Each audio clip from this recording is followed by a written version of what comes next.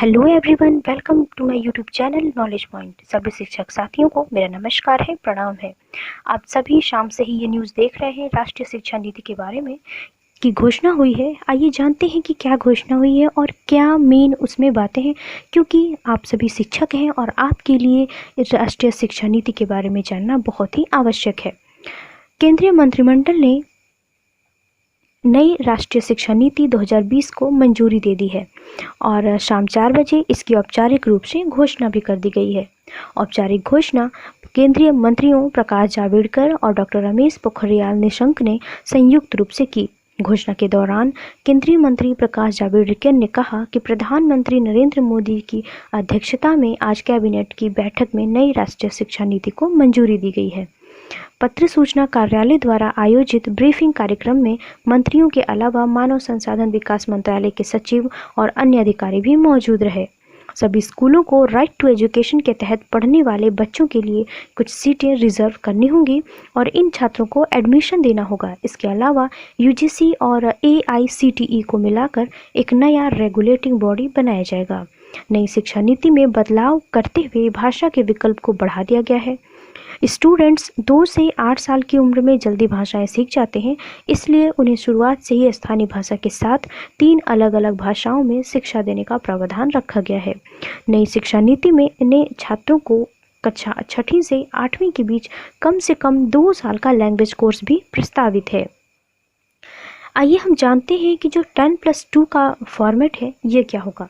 नई शिक्षा नीति में 10+2 के फॉर्मेट को पूरी तरह ख़त्म कर दिया गया है।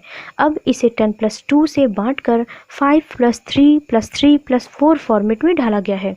इसका मतलब है कि अब स्कूल के पहले 5 साल में प्री प्राइमरी, स्कूल के 3 साल और कक्षा 1 और कक्षा 2 सहित फाउंडेशन स्टेज शामिल होंगे। फिर अगले 3 साल को कक्षा 3 से 5 की तैयारी के चरण में विभाजित किया जाएगा। इसके बाद में 3 साल मध्य चरण यानी कि 6 से 8 और माध्यमिक अवस्था के 4 वर्ष यानी कि 9 से 12।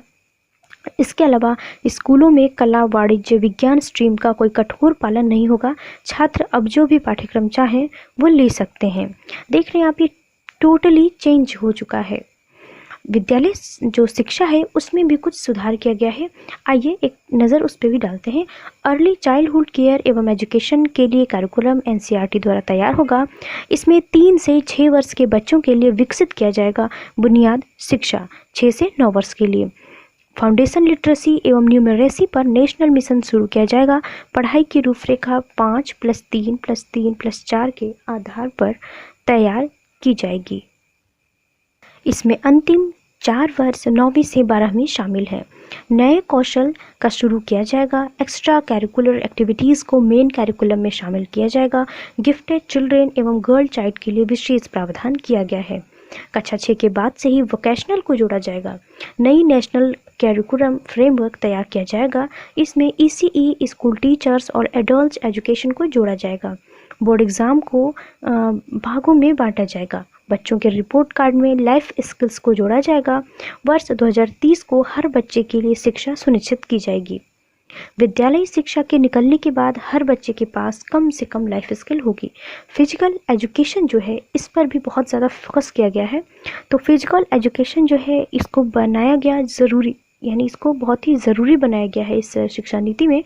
इसके साथ ही छात्रों का शारीरिक और मानसिक विकास भी हो सके, इसके लिए पढ़ाई के साथ फिजिकल एजुकेशन को ज़रूरी बनाने का नियम रखा गया है।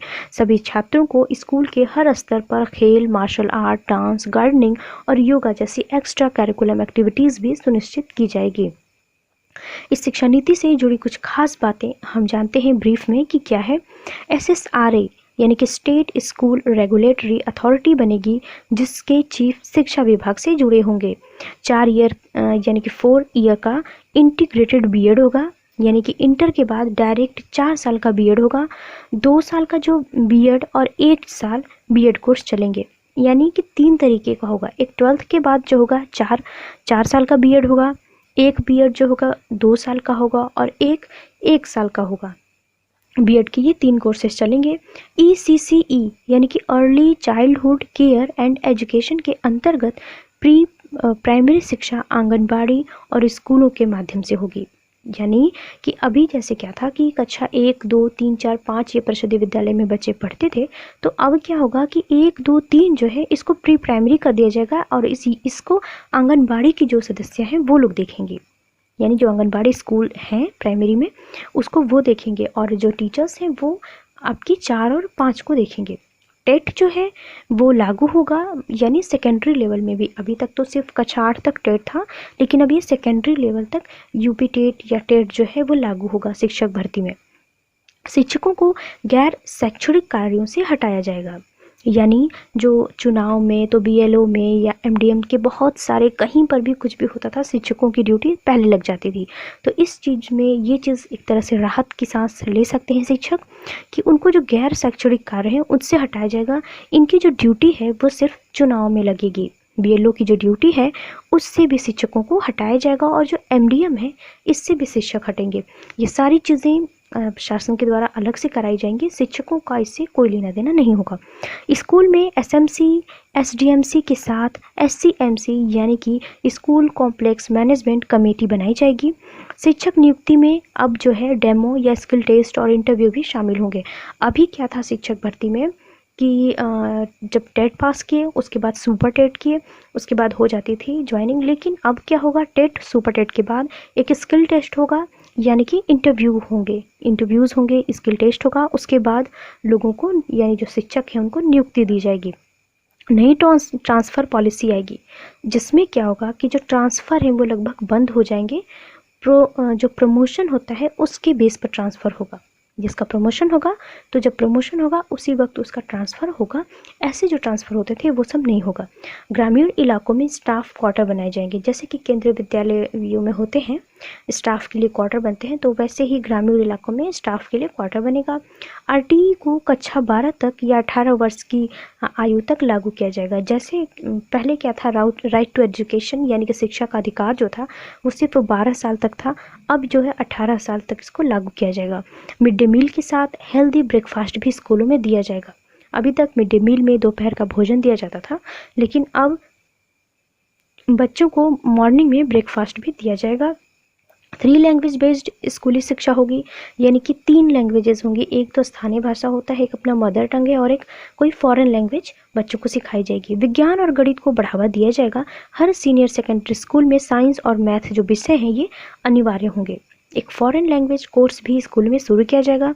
स्थानीय भाषा जो होगी वो भी शिक्षा का माध्यम होगी, यानी जिस एरिया में आप है वहाँ की जो स्थानीय भाषा है, कहा जाता है कि स्थानीय भाषा में बच्चे जल्दी सीखते हैं, ये नेचुरल भी है, तो स्थानीय भाषा भी एक शिक्षा का माध्यम बनेगा।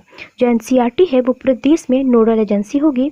स्कूलों में राजनीति व सरकार का हस्तक्षेप लगभग समाप्त हो जाएगा। क्रेडिट बेस्ड सिस्टम होगा जिससे कॉलेज बदलना आसान और सरल होगा। बीच में कोई भी कॉलेज बदला जा सकता है। नई शिक्षा नीति में सिर्फ बीएड, इंटर के बाद 4 वर्षीय बीएड होगा, स्नातक के बाद 2 वर्षीय होगा और परास्नातक के बाद 1 वर्ष का बीएड होगा। तो ये तो थी कुछ मुख्य बातें राष्ट्रीय शिक्षा नीति के बारे में। मुझे ज़रूरी लगा आप लोगों को अपडेट करना, क्योंकि आप एक शिक्षक हैं और आपको जानना ये बहुत ज़रूरी है। आगे इस पे मैं एक और वीडियो बनाऊंगी जिसके सिर्फ शिक्षकों से संबंधित होगा, मतलब मेन चीज़ें क्या हैं, कुछ पॉइंट्स को। तो आज के लिए बस इतना ही। वीडियो पसंद आई तो इसे लाइक करिएगा, और अगर कोई सजेशन हो या फिर कोई मन में आपकी शंका हो तो मुझे कमेंट करिएगा। आप साथ ही साथ मेरे टेलीग्राम और ट्विटर अकाउंट से भी जुड़ सकते हैं। टेलीग्राम में आप सर्च करिएगा नॉलेज पॉइंट, आपको मेरा चैनल मिलेगा। काफ़ी लोग ये कह रहे हैं कि नहीं ज्वाइन हो पा रहे हैं, तो एक बार सर्च करिएगा। नहीं मिले तो मुझे कमेंट करके बताइएगा। तब तक के लिए bye, take care. Next video में मिलते हैं और थैंक यू सो मच।